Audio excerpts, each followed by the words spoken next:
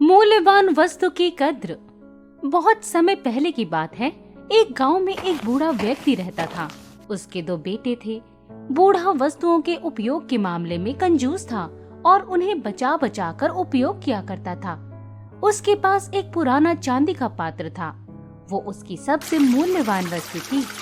उसने उसे संभाल कर संदूक में बंद कर रखा था। उसने सोच रखा था कि सही अवसर आने पर ही उसका उपयोग करेगा। एक दिन उसके यहाँ एक संत आए।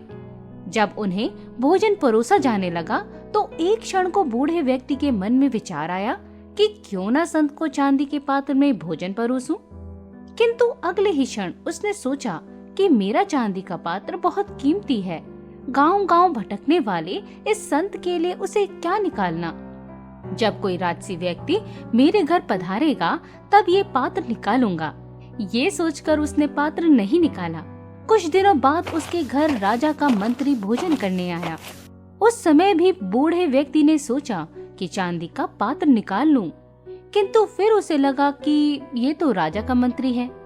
जब राजा स्वयं मेरे घर भोजन करने पधारेंगे तब अपना कीमती पात्र निकालूंगा। कुछ दिनों के बाद स्वयं राजा उसके घर भोजन के लिए पधारे। राजा उसी समय पड़ोसी राज्य से युद्ध हार गए थे और उनके राज्य के कुछ हिस्से पर पड़ोसी राजा ने कब्जा कर लिया था। भोजन परोसते समय बूढ़े व्यक्ति ने सोचा कि अभी अभी हुई पराजय से राजा का गौरव कम हो गया है।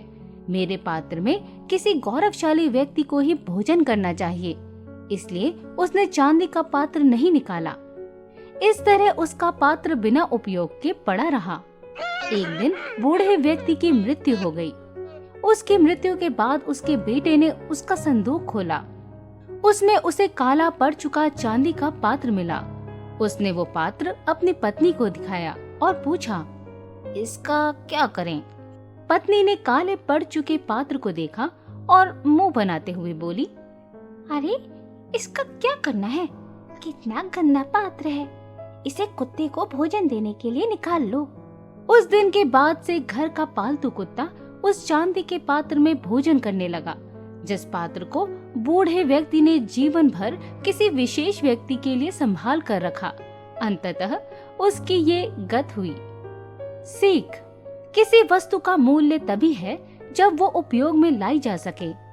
बिना उपयोग के बेकार पड़ी कीमती वस्तुओं का भी कोई मूल्य नहीं। इसलिए यदि आपके पास कोई वस्तु है तो यथा समय उसका उपयोग कर लें।